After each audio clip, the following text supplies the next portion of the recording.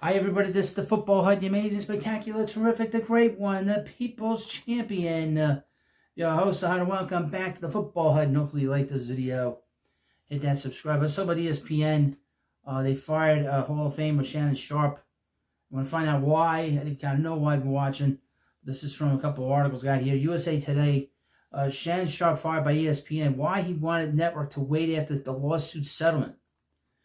Shannon Sharpe said that he is at peace with the end of his run at ESPN, but he does have one nagging issue of how the dismissal was handled.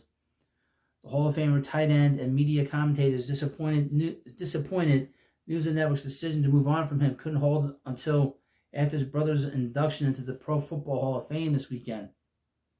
Sharpe, who had made twice weekly appearances in ESPN's First Take since 2023, revealed that this on his Nightcap podcast on Wednesday, July 30th, and confirmed that he learned his time at ESPN was over earlier this week.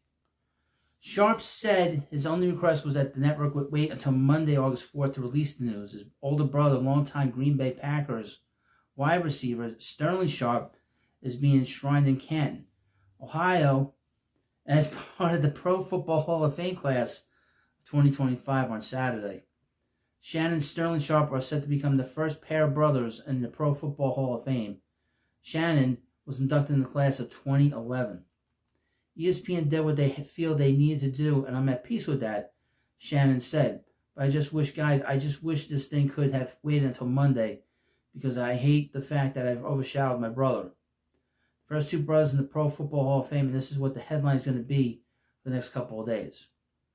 ESPN has yet to publicly comment on Sharpe's status since The Athletic first reported the network's decision to cut ties with him on Wednesday.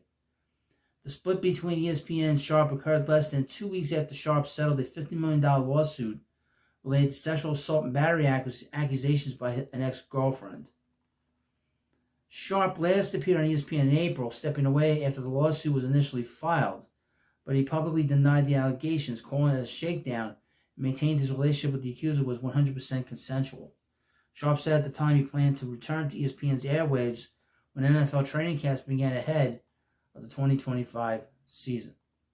The settlement in Sharpe's case came to light on July 18th when Tony Busby, the attorney for the woman identified as Jane Doe in the court filing, announced the sides had reached a resolution and the lawsuit would be dismissed. No details of the agreement were released. The woman accused Sharpe of sexually assaulting her twice, in October 24 and January 25, after previously engaging in the intentional infliction of emotional distress. She said Sharpe became violent over the course of their relationship and recorded their sexual encounters without her consent. Sharpe never faced criminal charges in the matter. Sharpe, who's 57, retired from the NFL in May of 24 after a 14-year career in which he won 3 Super Bowls and became the first tight end with more than 10,000 career receiving yards. Now, to give you more context, this is an article from People magazine, people.com. They write this: why was Shannon Sharpe fired from ESPN? What the former NFL star has said about leaving the network. Shannon Sharpe said he was at peace with ESPN's decision to axe him from the network. Okay, Shannon Sharpe has officially parted ways with ESPN. The former professional football player was cut from the network less than 2 weeks after he settled a $50 million rape and sexual assault charges.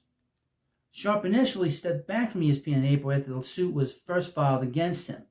Sharpe had been with the network since 2023, when he joined the talk show First Take alongside Stephen A. Smith and Molly Quinn. He appeared as an NFL and NBA analyst who shared his thoughts on games, trades, and industry news. Although he signed a multi-year deal, an extension with ESPN in June 24, he officially cut ties with the network in July of 2025. People reached out to ESPN for comment, but the network has not addressed the exit. Still, there's another outlet that can't get them to talk about it. Meanwhile, Sharpe briefly spoke about the decision and shared his mindset. They did what they needed to do, and I'm at peace with it, Sharpe said on a July 30th episode of his Nightcap podcast. Now, this is now they're going to give us information. Why was he fired from ESPN? Well, let's find out. ESPN has not shared an official reason for Sharpe's exit. However, Sharpe's departure occurred less than 2 weeks after he settled a $50 million rape and sexual assault lawsuit. When the lawsuit was first filed in April, Sharpe denied any wrongdoing and announced he would step away from ESPN. Prior to joining the sports media world, he played as a tight end with the Denver Broncos and the Baltimore Ravens and won 3 Super Bowls. He was inducted into the Pro Football Hall of Fame in 2011.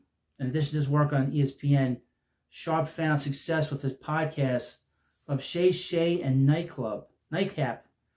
When did Sharpe first leave ESPN? Well, it's funny you should ask that too. Although Sharpe was officially released from ESPN in July, he has been absent from the network since April 24, 2025.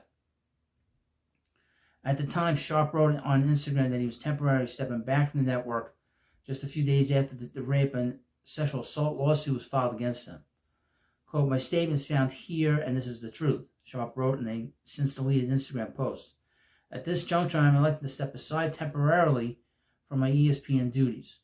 I will be devoting this time to my family and responding and dealing with these false and disruptive allegations set against me. I plan to return to ESPN at the start of the NFL preseason."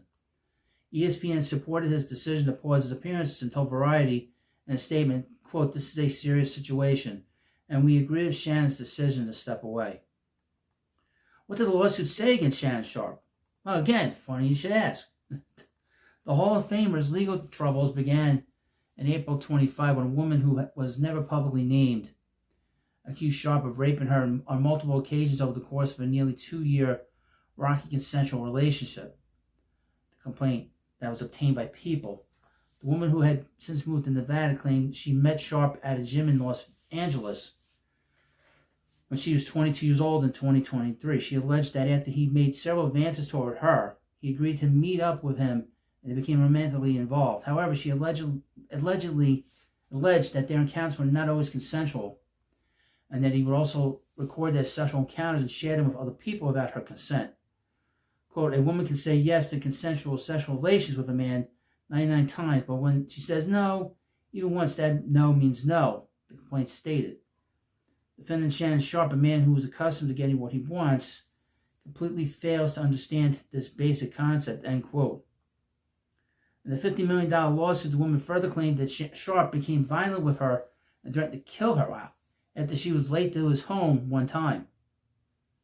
The plaintiff claims she wanted to pause their relationship after seeing him accidentally live stream himself having sex with another woman on Instagram in September 2024. However, the following month, the woman alleged that Sharpe forced her into a car and made her perform, something bad too. Sharpe grabbed her head. Okay, then I can skip some of this. I'm a gentleman.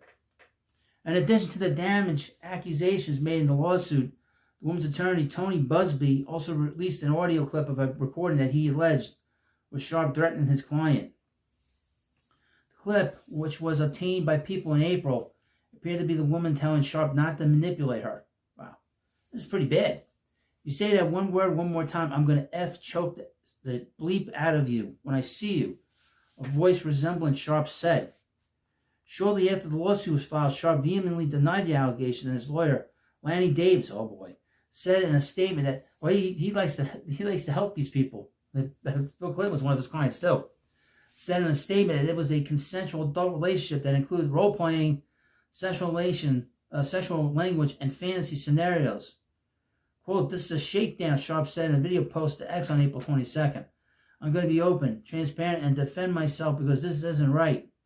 It's all being orchestrated by Tony Busby." 3 months after the lawsuit was filed, Busby told People on July 19th that both parties had settled the case. Wow. Both sides acknowledged a long-term consensual and tumultuous relationship. After protracted and respectful negotiations, I'm pleased to announce that we have reached a mutually agreed upon resolution, he said at the time. All matters have now been addressed satisfactorily, and the matter is closed. The lawsuit will thus be dismissed with prejudice. Neither Sharpe nor his attorney commented on the settlement. I mean, this is just crazy. I wonder why ESPN got rid of him. That's just my opinion. Let's see what they say about what Sharpe's going to do next. Since his firing, Sharpe has continued releases episodes on both his audio shows of Shay and Nightcap, which have a combined 6 million subscribers. According to The Athletic, Sharpe's contract with the Volume Podcast Network is ending in August, and he was looking to sign with a new network for a contract that could exceed $100 million before the lawsuit became public. It's unclear where Sharpe and his projects currently stand. Who knows? This is a crazy story. That's pretty bad. My goodness. Well, you let me know what you think about this video in the comments section. Oh boy. And of course, thank you for watching this video, and I'll see you later.